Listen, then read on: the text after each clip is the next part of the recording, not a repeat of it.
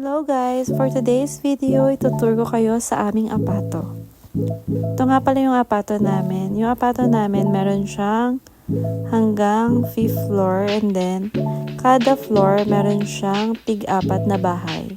So sa kada bahay, meron siyang 3 tao, either trainee or SSW. So mix-mix kami dyan.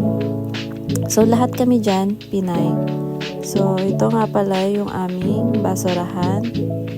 Diyan kami nagtatabon every Tuesday at saka Friday. Then, ito nga pala yung aming CCTV. Yan, tangke ng tubig namin yung sa gilid. Tapos ito yung mga bike namin. Ginagamit lang namin yan pag magkakaimono kasi may sogle naman kami pag papasok sa Kaisha. Medyo malayo kasi kami sa Kaisha.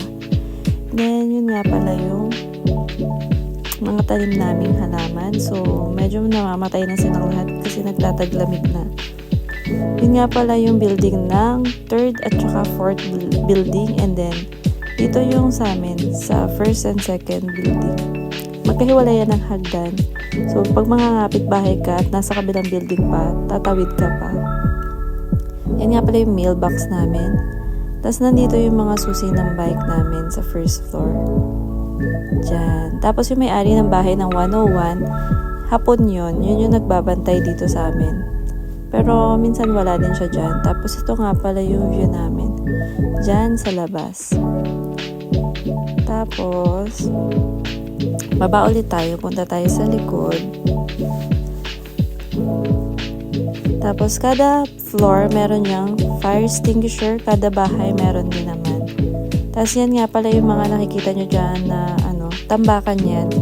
Kada floor, pwede ka dyan maglagay ng kung anong gamit na hindi mo naman ginagamit. Pwede dyan mo muna itambak. Then, pagpunta mo dyan sa likod, dyan mo makikita yung malaking garden na pinrovide sa amin ng Kaisha. Kasi alam nila na mahilig magtanim ang mga Pinay. Yan nga pala yung likod namin. Pag summer, madami yung tanim. Puro green talaga yan. Kasi madami nagtatanim dyan ng sitaw, kamatis, talong, kamote. Yun nga pala yung mga veranda ng kada room.